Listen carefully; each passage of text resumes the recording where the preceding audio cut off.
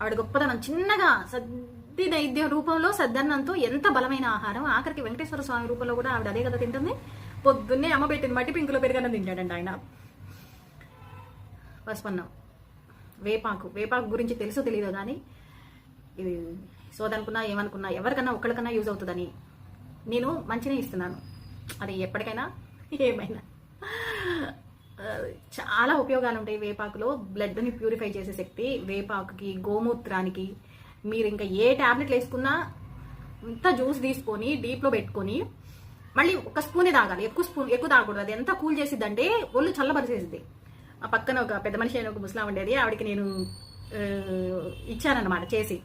ఆవిడ ఏం చేసిందంటే లాస్ట్లో కొంచెం ఉంది కదా అని మొత్తం తాగేసింది. ఒళ్ళు కూల్ అయిపోయింది అంతే. ఏదైనా కొంచెం లేదు చేత కాదు మనం అంత కూడా తీసుకోలేమంటే హిమాలయంలోనూ మొత్తానికి ఆయుర్వేదంలో వేపాకుతో టాబ్లెట్లు కూడా ఉన్నాయి. అంత ఎఫెక్టివ్గా పనిచేస్తాయి.